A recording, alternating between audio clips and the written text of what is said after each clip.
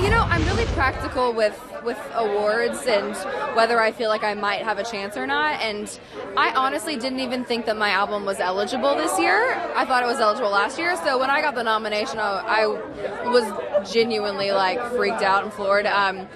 I think it's Kelsey's year. Her record Golden Hour is my favorite record of the year. I'm really proud of my album, and getting that nomination to me is enough. So. That is country star Kelsea Ballerini. E.T. caught up with her Wednesday night at the Amfar Gala in New York, talking to us about her Grammy predictions. She's up for Country Album of the Year for Unapologetically. The Grammys are this Sunday only on CBS. And as you heard there, she thinks that the award's going to Kacey Musgraves. Well, that's the question, right?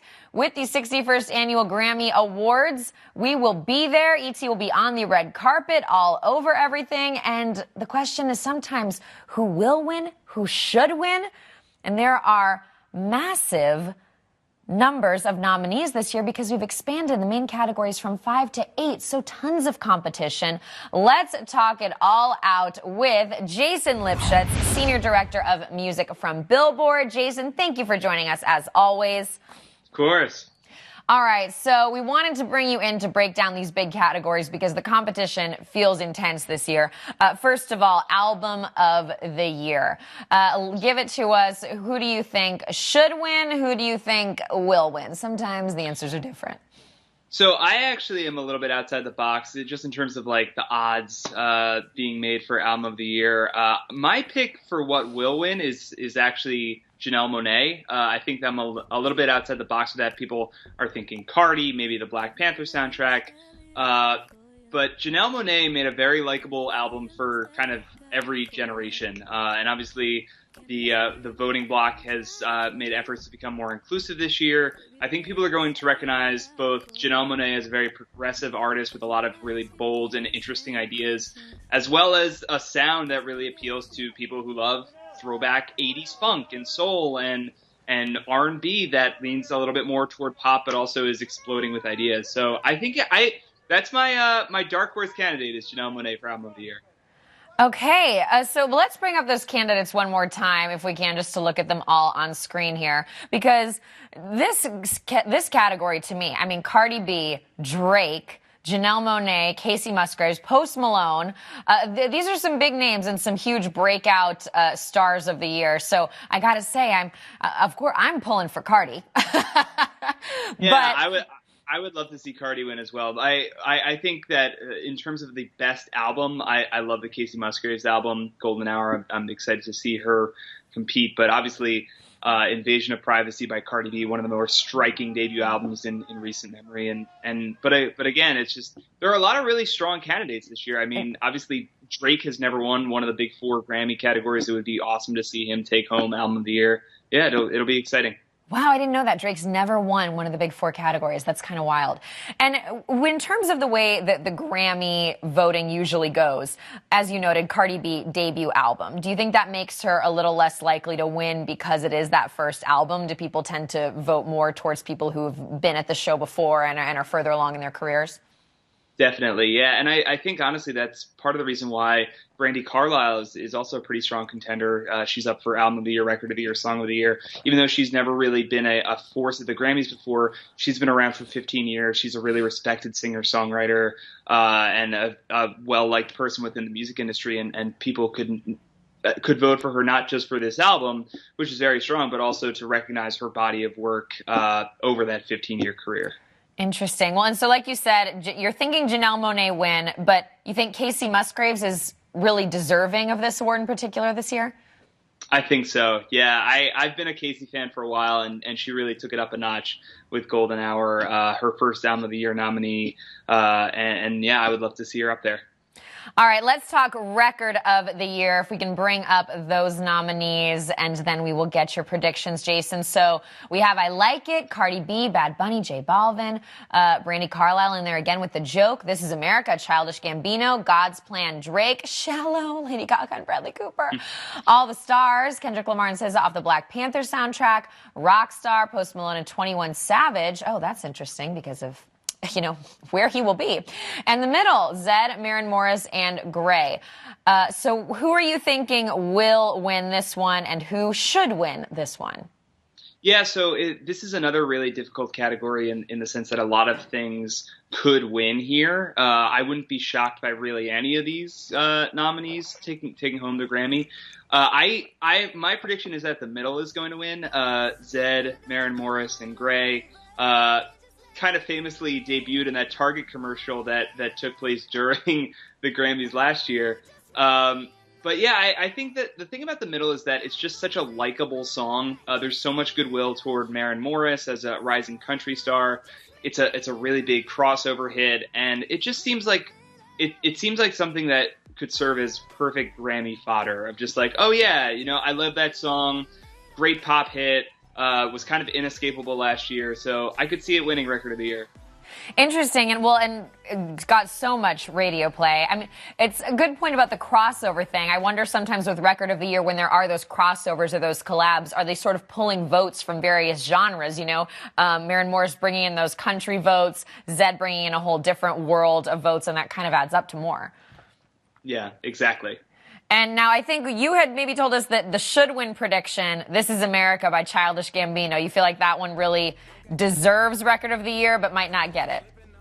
Yeah, and I hope that This Is America is up for both Record of the Year, Song of the Year. I really hope it wins one of them, just because it feels frankly like an important song. It feels like it really captures a moment within our country, within our society, within our culture, and has a lot to say in a way that most Record of the Year nominees don't necessarily. And I'd love to see that kind of ambition and that scope honored at the Grammys. It's hard to say simply because a hip-hop song has never won Record of the Year, so it's hard to predict that this will be the one to break through, but I certainly hope it does.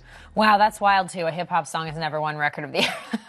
And that song, too, when you think about what you're going to remember years from now. I mean, I will remember watching that music video for the first time, hearing that song, analyzing those lyrics for the first time. It was really a moment. As much as the middle is this catchy song you couldn't get out of your head, This Is America, catchy and, as you said, really poignant.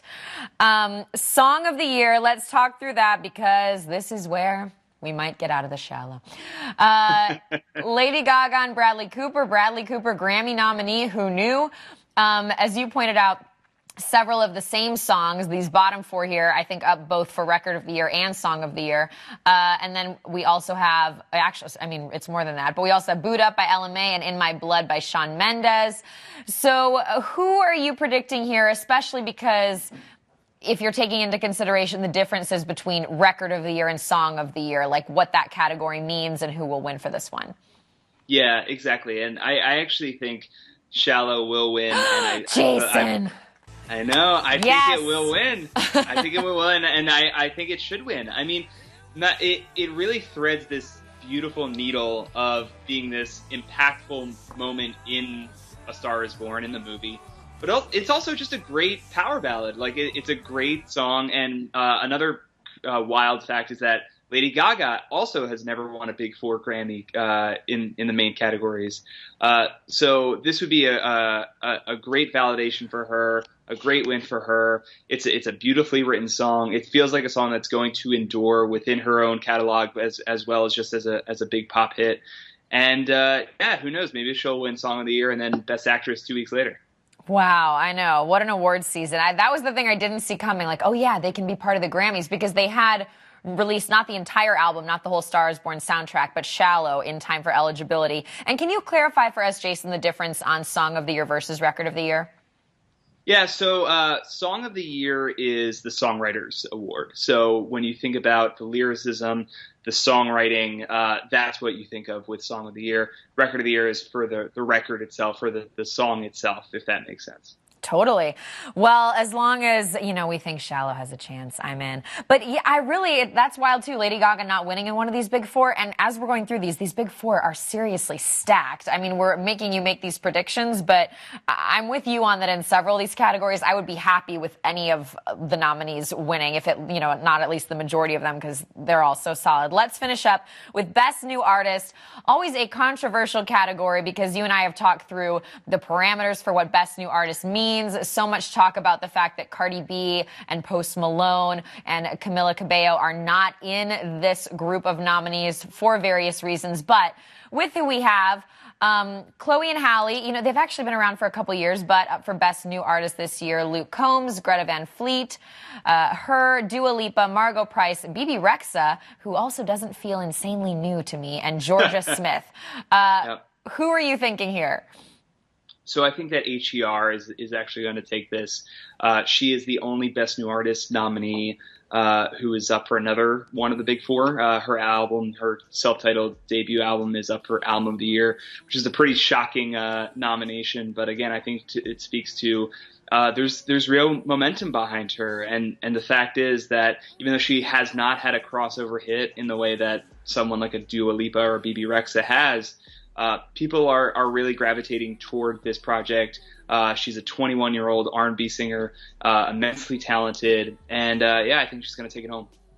Interesting. This category feels like one of those where we're either really giving recognition to someone who's had like a breakout year, like I do think Dua Lipa has, or somebody who maybe hasn't had that same level of global stardom could get that boost by winning at the Grammys. I know she just obviously, as much acclaim as she's getting, Dua Lipa is kind of on that famedom level of another realm at this point.